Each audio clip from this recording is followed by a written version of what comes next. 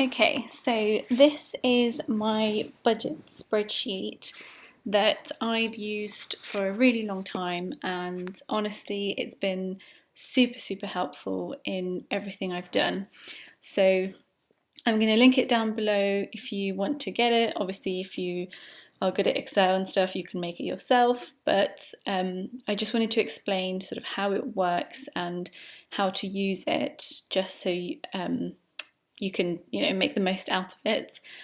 So essentially the first thing you need to do on this template is update your monthly wage. That's over here on this row, and I've just put in a random figure. If you wanted to update it to say 1,500 every month, you can do that.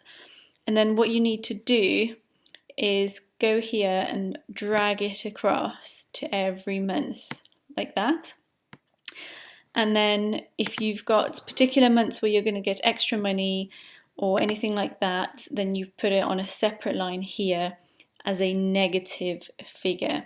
So you can see here I've just put in these minus 200s just as an example. The second thing you'll need to do is update all of these categories to things that you actually spend money on. These are just examples, and you can literally just overwrite things here. So literally like this. So you could say, TV license or something. Let's do that.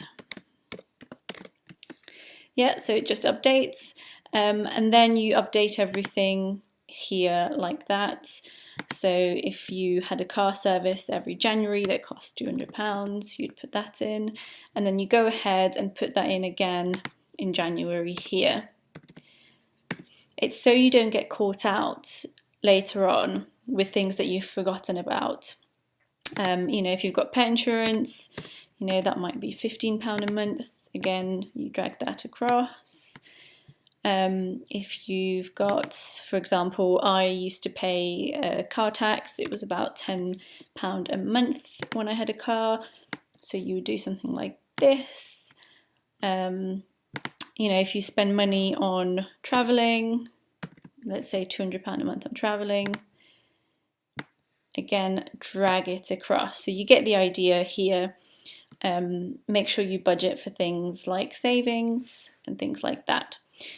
Now, finally, where this really comes in handy is you update your opening bank balance here.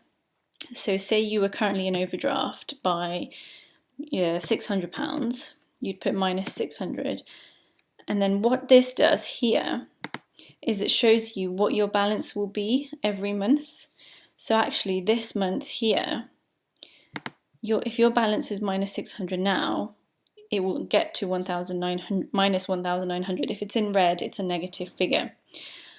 So say you were this month, you've just been paid, but you were in overdraft by £500. So you've currently got £1,000. So you'll see it'll take you 3 months to get out of overdraft, and then up here you'll be building up. But obviously you'll have more costs than this, but it's the basic principle, and this is what really helped me, because I would forget about the overdrafts and get loads of fees from the overdrafts and just constantly not be able to climb out of the overdraft.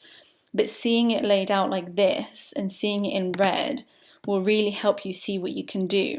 So like, for example, here you might be like, okay, I don't want to go more than £200 in overdraft.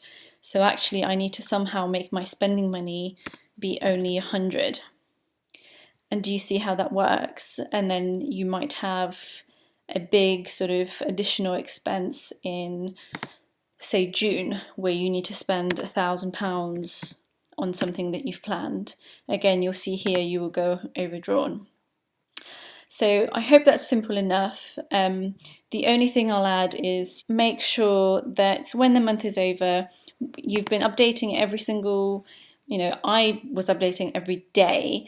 Now that my finances are in a much better state, it's a lot less regular, but I'm still doing it very regularly, updating it every few days. So, this might be my budget for the month, but I've updated it a few days later. I've already spent £50. and it's come out of my bank account. So this is 950 now, but this is now only going to be 150. Do you see what I mean? So you keep it up to date, and then you might have already paid this 200 here, and this is now 750. And then once all these become empty and your balance here is now, say, minus 300, what you need to do is update this balance to not be a formula, but just a hard-coded figure. So you'll put in that 1,200, and then you will delete this row. Because if you delete it without making this a hard-coded number, you will have formula errors.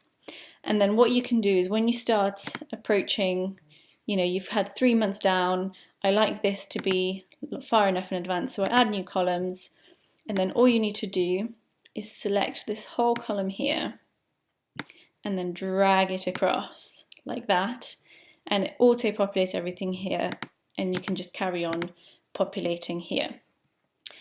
I hope that's simple enough. If you've got any questions at all, just message me and I will do what I can to answer. Good luck.